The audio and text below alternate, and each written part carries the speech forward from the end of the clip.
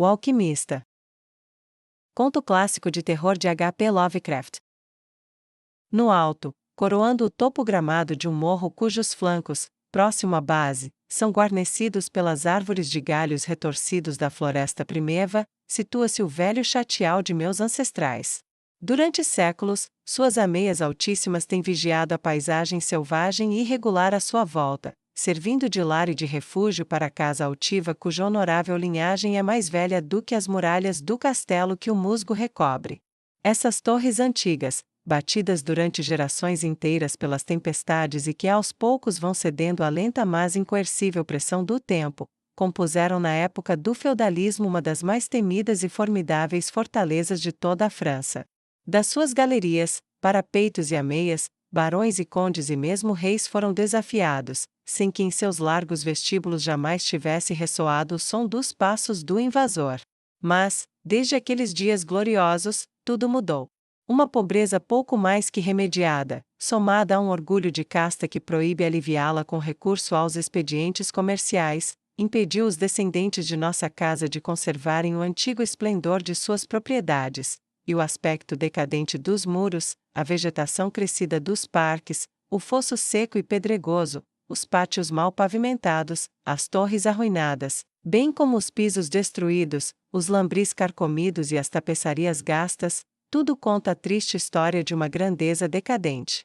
Enquanto as épocas passavam, primeiro uma, depois outra das 4 grandes torres desmoronou, até que finalmente restou apenas uma para abrigar os descendentes daqueles que um dia foram os poderosos senhores da propriedade. Foi numa das câmaras amplas e depressivas dessa torre remanescente que eu, Antoine, o último dos infelizes e malditos condes de C, vi pela primeira vez a luz do dia, há 90 longos anos. Entre estes muros e em meio às florestas negras e sombrias, as ravinas selvagens e as grutas da encosta abaixo, transcorreram os primeiros anos de minha tormentosa vida. Meus pais, eu nunca os conheci. Meu pai morreu quando tinha 32 anos, um mês antes de eu nascer, atingido por uma pedra que de algum modo se desprendeu dos parapeitos desertos do castelo. E, tendo minha mãe morrido quando nasci, minha educação e minha formação ficaram a cargo do único serviçal que restou, um homem velho e fiel, de considerável inteligência, cujo nome, lembro-me, era Pierre. Sendo filho único, a falta de companhia que isso acarretou para mim foi acrescentada pelo cuidado estranho que meu velho protetor me dedicava, afastando-me dos filhos dos camponeses cujas moradias se espalhavam aqui e ali pelos plainos que rodeiam a base da colina. Naquele tempo, Pierre disse que tal restrição era imposta sobre mim porque minha ascendência nobre me colocava acima das associações com tão plebeia companhia. Agora sei que seu real objetivo era manter distante de meus ouvidos certas histórias acerca da temível maldição que pende sobre nossa linhagem, histórias que eram contadas à noite e aumentadas pela raia miúda, entre sussurros à luz de suas lareiras.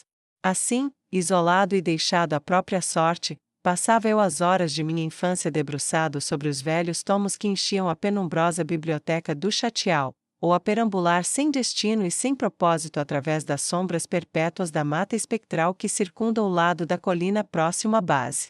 Foi talvez por um efeito de tais deambulações que minha mente adquiriu, muito cedo, certa tonalidade melancólica. Aqueles estudos e perquirições que se voltam para o que há de escuro e de oculto na natureza atraíram fortemente a minha atenção.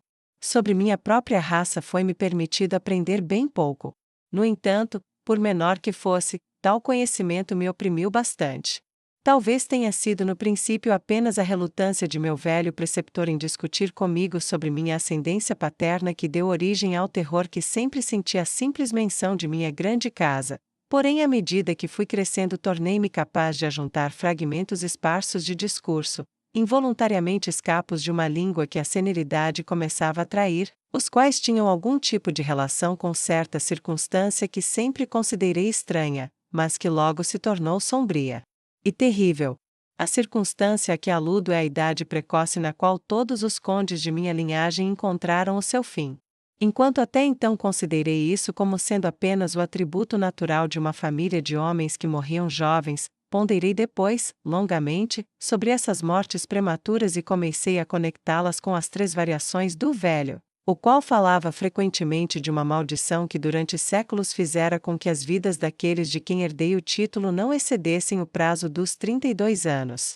Quando fiz 21 anos, o idoso Pierre me entregou um documento de família que, segundo dizia, ao longo de muitas gerações tinha sido passado de pai para filho, continuando a sê-lo por cada possuidor. Seu conteúdo era de uma natureza absolutamente espantosa, e sua leitura confirmou as minhas mais graves apreensões. Por essa época, minha crença no sobrenatural era firme e bem assentada, caso contrário teria tratado com desdém a narrativa incrível que se desdobrou diante dos meus olhos. O papel levou-me de volta aos dias do 13º século, quando o velho castelo onde eu morava fora uma fortaleza temida e inexpugnável. Falava de certo homem, muito velho, que um dia habitara em nossas propriedades, pessoa de não pequenas habilidades, embora se tratasse de pouco mais que um camponês, de nome Michel, comumente designado pelo sobrenome de Malvais, o mal, por conta de sua reputação sinistra. Tinha estudos superiores aos da sua casta, buscando tais coisas como a pedra filosofal e o elixir da vida eterna, e sua reputação era grande como conhecedor de magia negra e alquimia. Michel Malvais tinha um único filho, Charles, um jovem tão hábil quanto o pai nas artes ocultas, e que por isso era chamado de Le Sorcier, ou o Mago. Esse par, evitado por toda a gente honesta, era suspeito das práticas mais infames. Dizia-se que o velho Michel tinha queimado viva a própria esposa, num sacrifício ao demônio, e o desaparecimento inexplicável de muitos filhos pequenos de camponeses era atribuído aos umbrais temíveis desses dois. No entanto, através da natureza negra do pai e do filho, passava ainda assim um raio redentor de humanidade. O homem mau amava sua cria com enorme intensidade, enquanto o jovem nutria pelo pai uma mais que filial afeição. Certa noite, o castelo mergulhou em grande confusão, com o desaparecimento do jovem Godfrey, filho de Henry, o conde. Um grupo de busca, liderado pelo pai em desespero, invadiu a cabana dos feiticeiros e caiu sobre o velho Michel Malvais, que se achava ocupado em mexer um grande caldeirão fervente.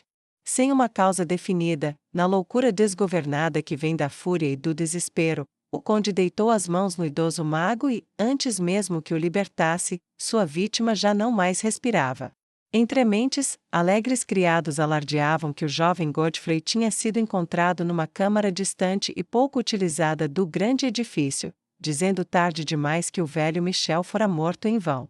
Enquanto o conde e seus seguidores se retiravam da pobre habitação do alquimista, a figura de Charles Le Sorcier surgiu de entre as árvores.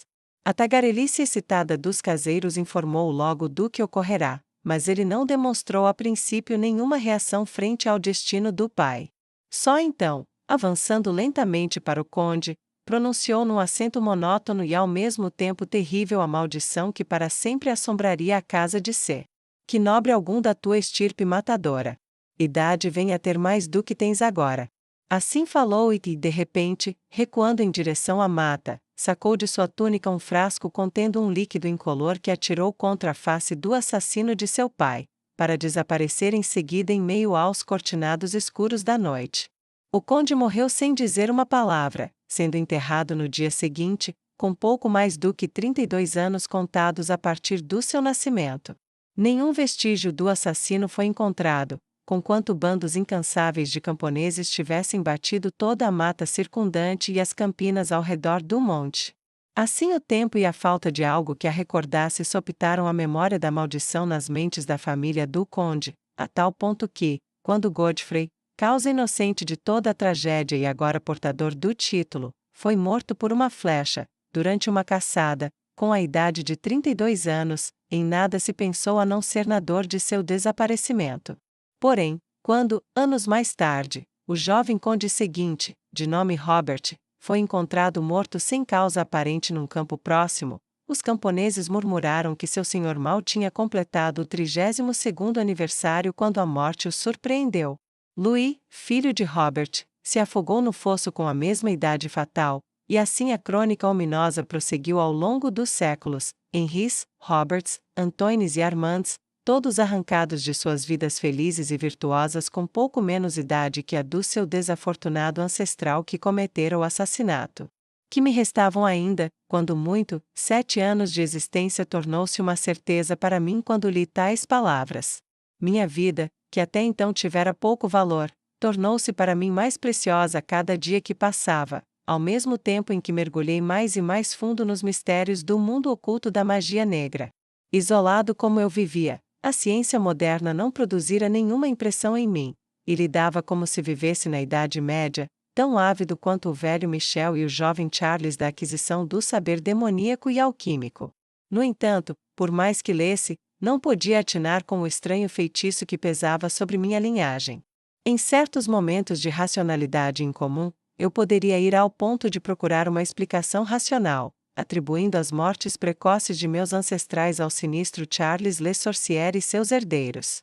Contudo, tendo descoberto, após cuidadoso inquérito, que não havia descendentes conhecidos do alquimista, eu mergulharia de novo nos estudos ocultos e tentaria de novo encontrar um encantamento que pudesse livrar minha casa de seu terrível fardo. De uma única coisa, porém, estava certo: jamais me casaria, desde que, não havendo mais nenhum ramo vivo de minha família, eu poderia desse modo, em mim mesmo, dar fim à maldição. Quando me aproximei da idade dos 30, o velho Pierre partiu desta para melhor. Sozinho, sepultei-o sob as pedras do pátio ao longo do qual ele amava perambular enquanto vivo.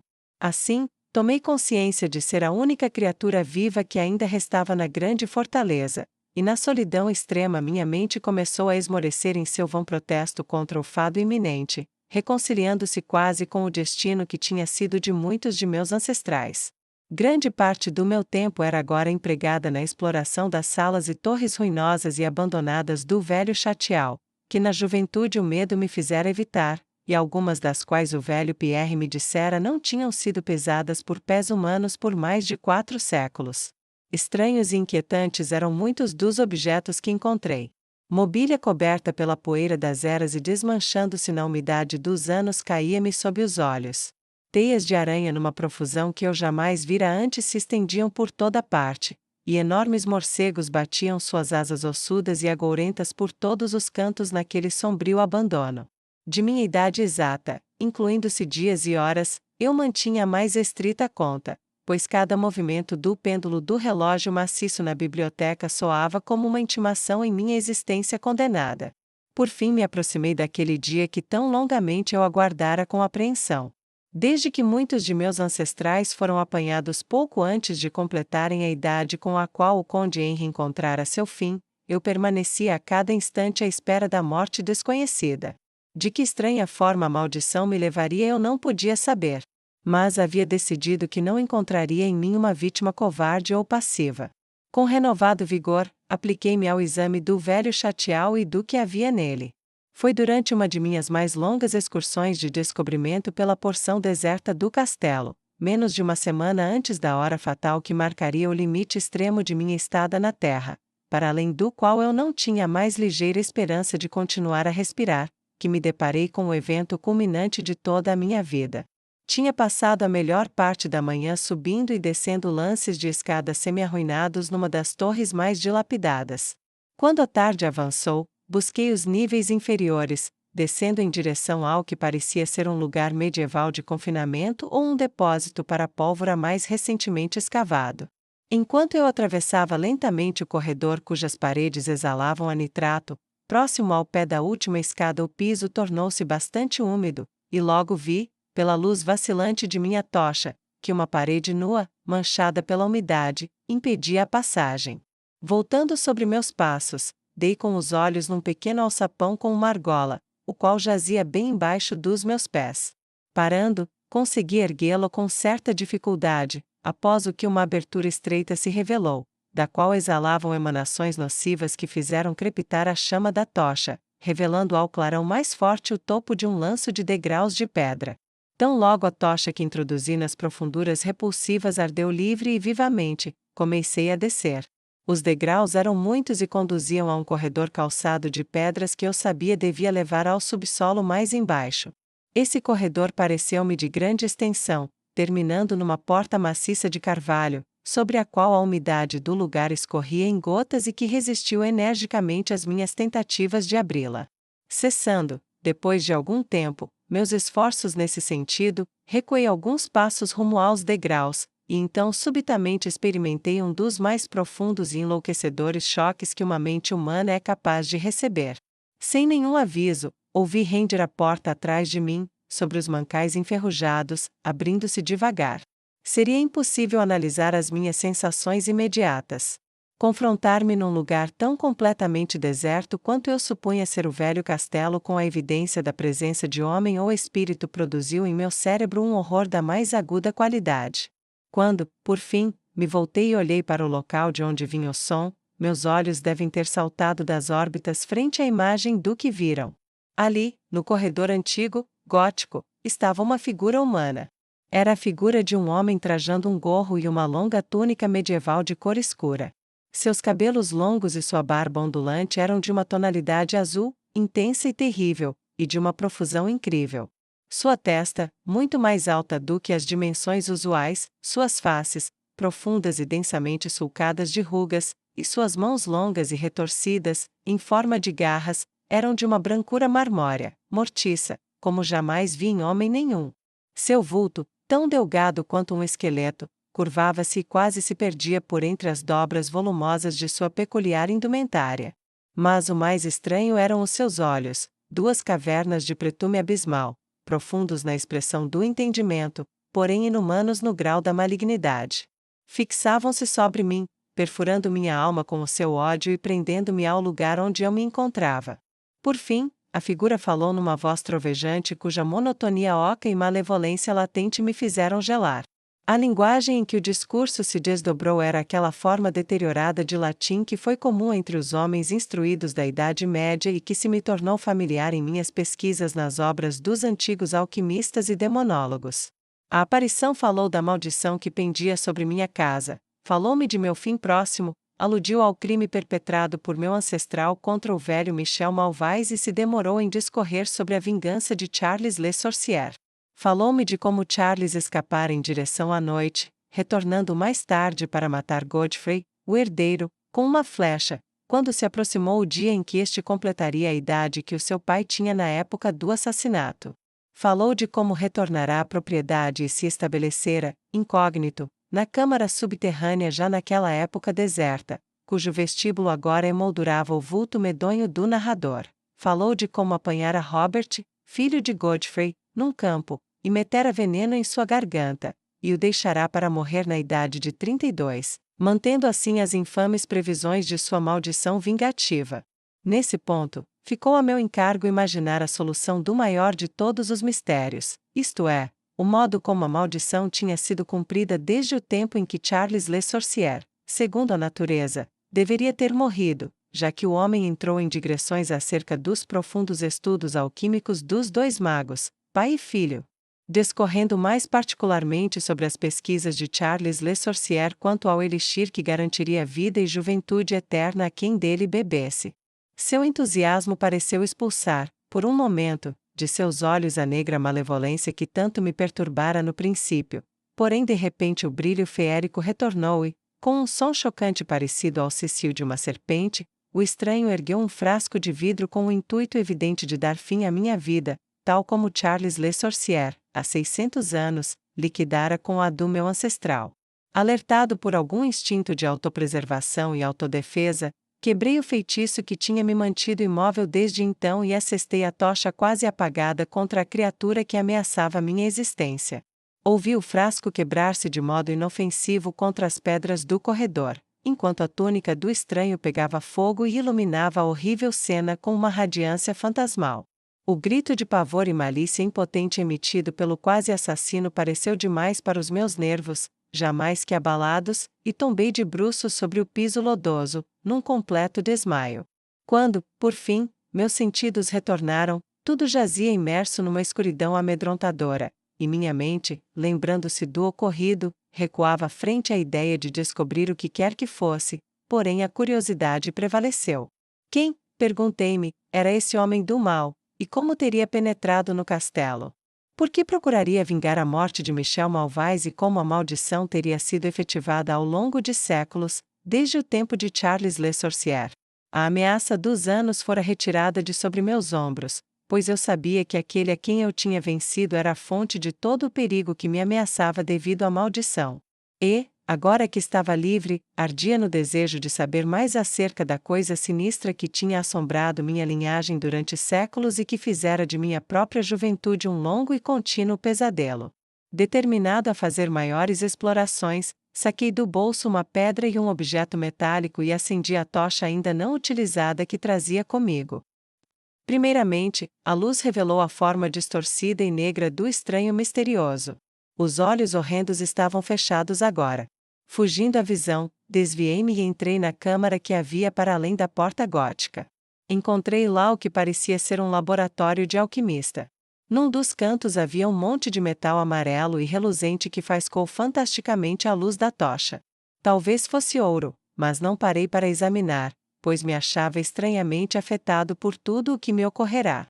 Ao fundo do cômodo havia uma abertura que dava para uma das ravinas selvagens da Floresta Negra ao pé da colina. Cheio de espanto, mas conhecendo já o modo como o homem obtivera acesso ao chatial, retrocedi. Intentara passar pelo que restou do estranho sem lhe voltar a face, mas, quando me aproximei do corpo, pareceu-me emanar dele um ruído débil, tal como se a vida não se tivesse extinguido de todo. Atônito, voltei-me para examinar a figura carbonizada e encarquilhada que jazia sobre o piso. Então, de súbito, os horríveis olhos, mais negros até do que a face requeimada em que se incrustavam, abriram-se numa expressão que eu não soube interpretar. Os lábios arruinados tentaram articular palavras incompreensíveis. Em dado momento, captei o nome de Charles Le Sorcier, e novamente tive a impressão de que as palavras anos e maldição brotavam da boca contorcida. No entanto, ainda não havia como atinar com o sentido de seu discurso desconexo. Frente à minha evidente ignorância quanto ao significado, os olhos de Breu, mais uma vez, me fuzilaram malignamente, a ponto de que, mesmo reconhecendo a completa impotência de meu oponente, estremeci ao olhar para ele.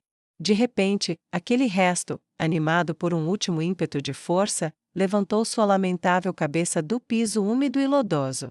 Por fim, como eu não me movesse, paralisado de medo, conseguiu falar e, no seu derradeiro sopro, gritou estas palavras que desde então têm assombrado todos os meus dias e as minhas noites. Tolo, berrou, não consegue adivinhar meu segredo? Não tem cérebro para reconhecer a vontade que durante séculos levou a cabo a terrível maldição contra a casa? Não lhe falei a respeito do elixir da vida eterna? Não sabe como o segredo da alquimia foi resolvido? Já lhe digo, fui eu. Eu, que vivi por 600 anos para conduzir minha vingança, pois sou Charles Le Sorcier.